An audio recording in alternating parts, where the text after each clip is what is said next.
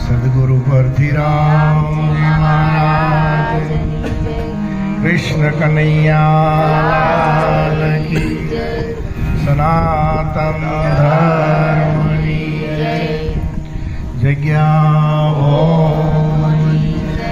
પધારેલા હરિગુરુ સંતની આજે આ સુંદર ને પાવન પ્રસંગ અમારે નરોત્તમભાઈ, રૂપલબેન એમણે સંતોને ભક્તોને બોલાવી પોતાના આંગણે પોતે દર્શનનો લાભ લીધો, લેવડાવ્યો. તે બદલ એમને, એમના પરિવારને ખૂબ ખૂબ ધન્યવાદ છે.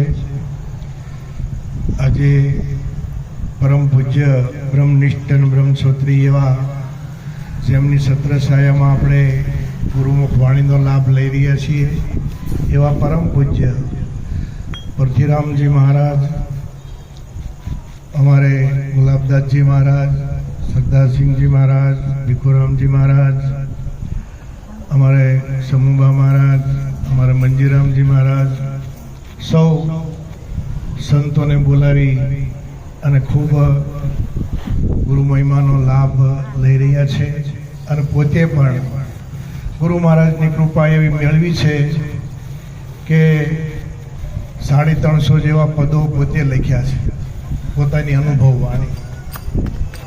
એટલે એમને એકવાર જોરદાર તાળીથી વધાવીએ. કારણ કે આપણે એક ખાલી લોકગીત લખવું હોય તો એ લખી શકતા નથી. તો આજે સંતોની જે અનુભવ વાણી છે એ વાણીના જે શબ્દાર્થ કરવો એ બહુ અઘરી બાબત છે.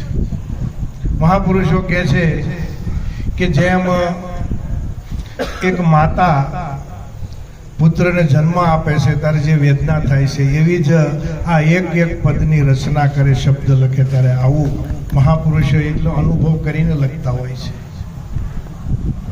એમાં અમારે રૂપલબેન પોતે પુરુષાર્થ કરે છે, નોકરી કરે છે અને એમના પુત્રને પણ સાથે ભણાવતા જાય છે, માતા પિતાની સેવા કરતા જાય છે અને પાછું સુંદર એક ફ્લેટ કહો કે ભુવન કહો એમનું પોતે પુરુષાર્થ કરી અને પોતે ભાડે રહેતા હતા તો પોતાની મિલકત વસાવી અને વાસ્તુ નિમિત્તે આગળ પણ સંતોને અને કુટુંબ કબીલાને બોલાવીને ભોજન પ્રસાદ લેવડાવ્યો હતો.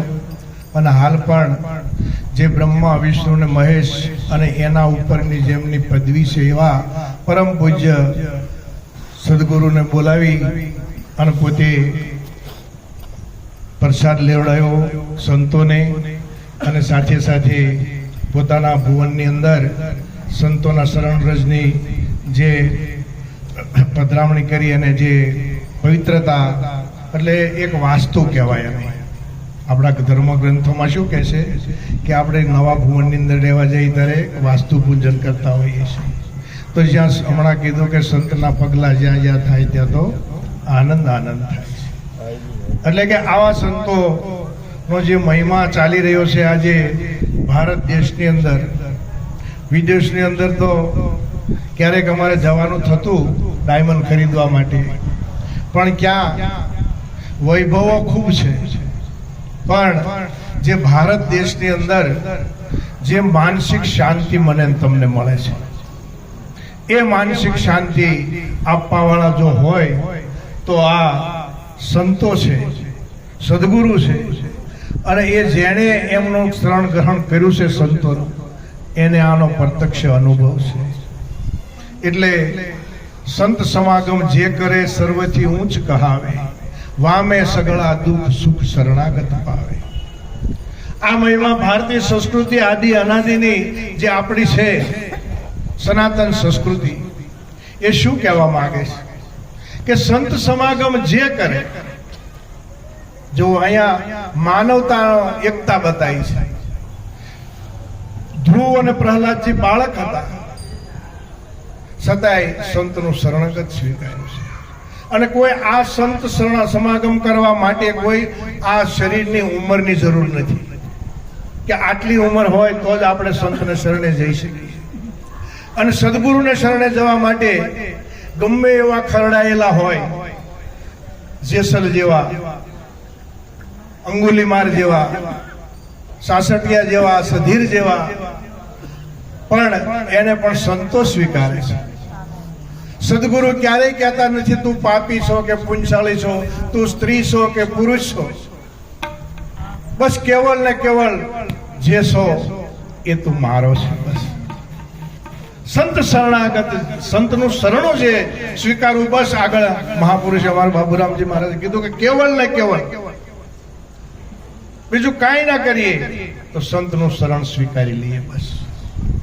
અને જીવનની અંદર એક જ પદ એવું છે સદગુરુનું, ગમે એવું વ્યવહારિક સત્તાની પણ કોઈ અડચણ હોય, આધ્યાત્મિક રીતે કોઈ પણ મન દુખી હોય તો કેવળ ને કેવળ સંતનું શરણું છે. સદગુરુ, સંત, મહાપુરુષ એ મને તમને વ્યવહારિક સત્તામાં પણ કાંઈ ગુસ્વણ હોય તો આમ શક્તિના ખેલથી મને તમને એમાંથી ઉગારી લેશે. અને બંધન કોને કહેવું, મુક્તિ કોને કહેવી, અને કઈ સમજણ લેવાથી બંધન કહેવાય છે જીવાત્માને, અને કઈ સમજણ લેવાથી આ જીવન મુક્તનો અનુભવ કરે છે, એ પણ સહજ ભાવે જો સમજાવતા હોય તો આવા વિરક્ત મહાપુરુષો છે. અને એનું શરણું લીધું એ પછી ભલે ઝૂંપડામાં રહે, ભલે બંગલામાં રહે, ભલે ફાટલા કપડાં પહેરે, ભલે એક ટક જમવાનું મળે અથવા તો ન પણ મળે, પણ એ આનંદ, આનંદ ને આનંદ.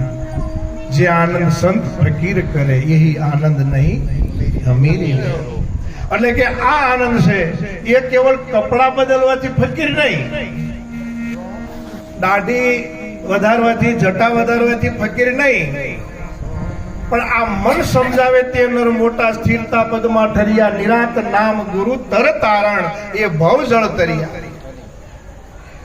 આ મન ભૂલ ક્યાં પડી છે? મનમાં. અને કાઢવાની ક્યાં છે? મનમાંથી. બંધન પણ મનમાં છે અને મુક્તિ પણ મનમાં છે, અને સુખ પણ મનમાં છે અને દુઃખ પણ મનમાં છે. આ બધી મનની માન્યતા છે. જુઓ જુઓ આ મનનો ખેલ, આ ખેલ છે બધો ખોટો. મનથી મમતા મેલ, મનમાં તું પરણે, મનમાં તું રાંડે, મનમાં હી છે તને નાતરું આડે, મનમાં હી તું સુખી, મનમાં તું દુખી મનાયો, મનમાં હી છે તને બંધન અને મનમાં હી તું મુક્ત મનાયો, મનમાં હી છે તને જન્મ અને મનમાં હી છે તને મરણ, અને મનમાં હી તું સુખી ને મનમાં હી તું દુખી મનાયો, નરહરી અંબારામ શરણ તુને પાયો. તો આ મનનો ખેલ બધો ખોટો બતાયો. પણ એ ક્યારે? જ્યારે કોઈ સદગુરુ, સંત, જીવન મુક્ત પુરુષનો સંગ થાય ત્યારે. એટલે સહજ ભાવે હરેક સંતો કહે છે કે જ્ઞાની પુરુષોનું શરણું સ્વીકારો. સંતો તો કહે છે કે હાલ વર્તમાનમાં કદાચ આ મારું તમારું મન ન માને, પણ ભગવાન શ્રી કૃષ્ણ ગીતાજીની અંદર કહે છે કે હે અર્જુન, કોઈ તત્વદર્શી ઋષિના શરણે જાઓ, એમને વારંવાર વંદન કરો, પ્રણામ કરો, અને વિવેકથી એને પ્રશ્ન પૂછો, હે ગુરુદેવ, મને આટલી વાત સમજાતી નથી. તો કેટલી નથી સમજાતી? તો કે હું ક્યાંથી આવ્યો છું આ વાત મને સમજાતી નથી, અને કદાચ જન્મ થયો છે તો શા માટે થયો, અને એવી શું ભૂલ પડી છે, અને શું કારણથી આ જન્મ થયો છે એ મને સમજાતું. અને આ જ્યારે પ્રારબ્ધ પૂરું થશે અને ત્યારે આ જીવાત્મા ક્યાં જવાનો છે, એની કઈ ગતિ થવાની છે એ પણ મને ખબર નથી. ત્યારે પરમાત્મા કૃષ્ણ કહે છે કે એ તત્વદર્શી ઋષિ જ્યારે હે અર્જુનજી તમને તમારા સ્વ સ્વરૂપનો અનુભવ કરાવશે, ત્યારે હાલ આ મોહ થયો ને એ મોહ તમને ક્યારેય નહીં થાય.